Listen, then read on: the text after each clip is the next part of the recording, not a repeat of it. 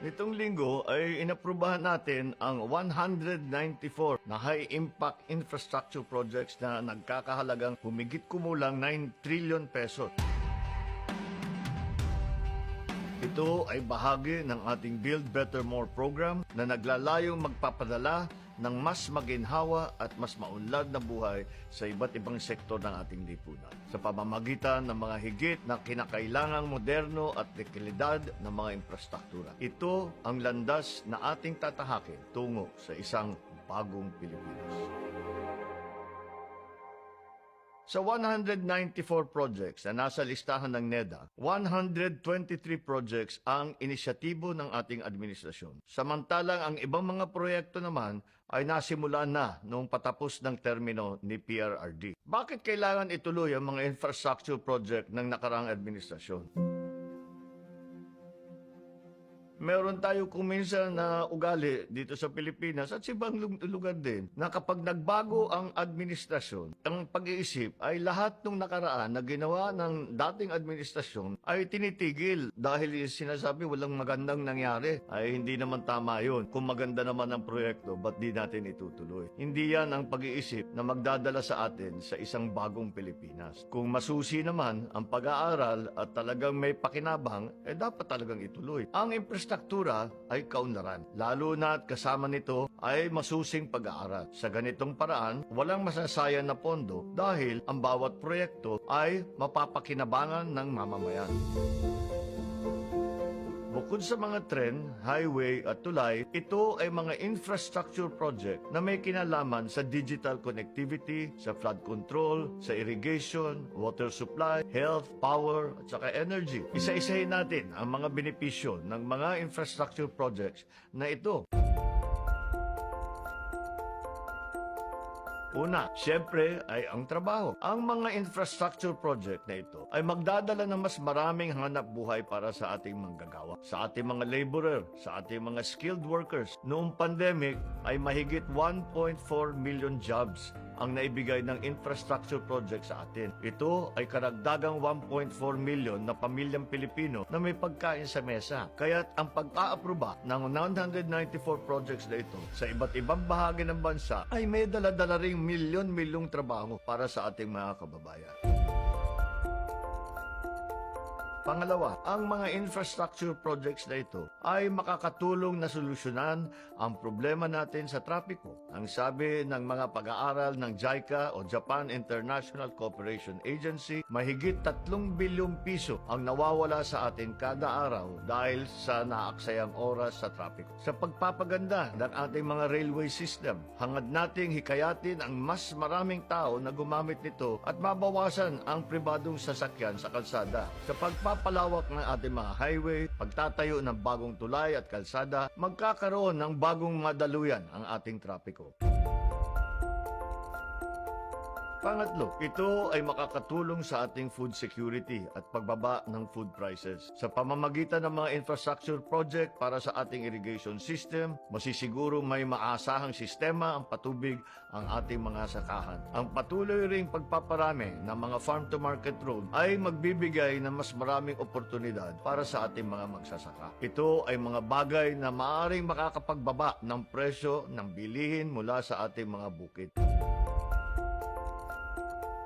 Pang-apat, mas inihahanda tayo ng makabagong infrastruktura sa mga epekto ng climate change. Ito ay isa sa mga lagi namin pinapaalala sa mga nagpaplanong magpapatayo ng kahit ano pang infrastructure. Isipin natin lagi ang climate change. Mayroon tayong mga flood management project na nailatag. Dahil sa matinding buhos ng ulan, ilang minuto lamang ay baha na kagad. Marami tayong mga spillways na hindi natapos noon, kaya nagkakaganyan. Kaya mahalagang tapusin ang proyekto ng nakarang administrasyon at unahin lagi ang kapakanan ng bayan. Kung may labis na pagulan, katakataka naman, meron din kakulangan na sa tubig. Kaya naman, may mga infrastruktura na gagawin natin para patibayin ang ating water supply system.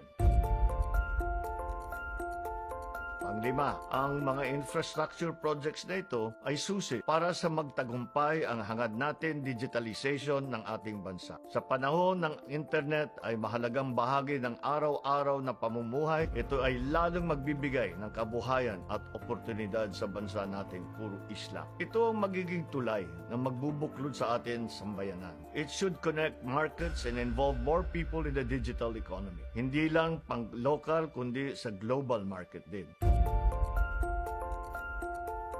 Ang pang-anim, upang magkaroon ng mura, sapat at maaasahang supply ng kuryente. Sa pagtatayo ng iba't ibang energy infrastructure gaya ng power plant, magkakaroon tayo ng mas maraming pagkukuhanan ng kuryente. Layon ding marating ang mga lugar na wala pang ilaw bilang ating patuloy na misyon na makamit ang 100% electrification ng buong Pilipinas.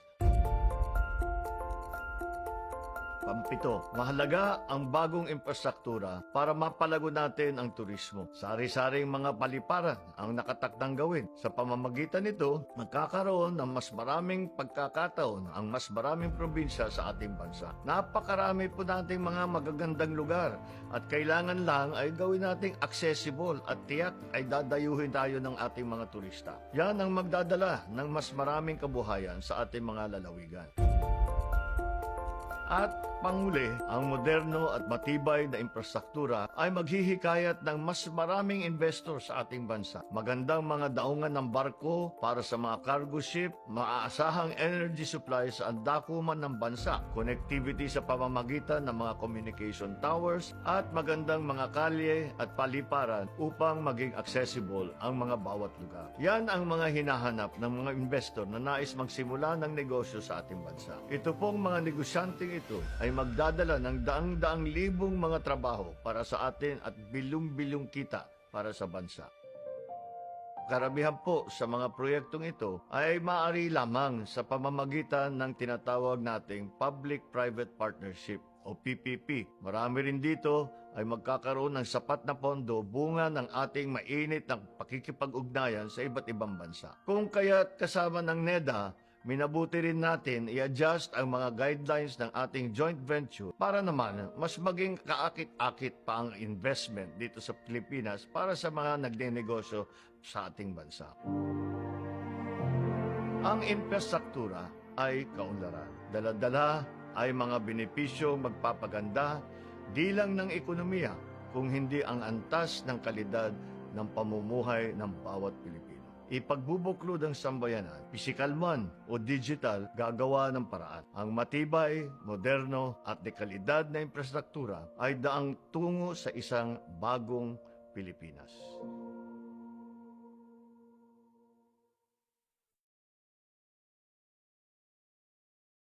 Hi guys, once again, thanks for watching our dad's vlogs If you want to see more, remember to share, like, and subscribe.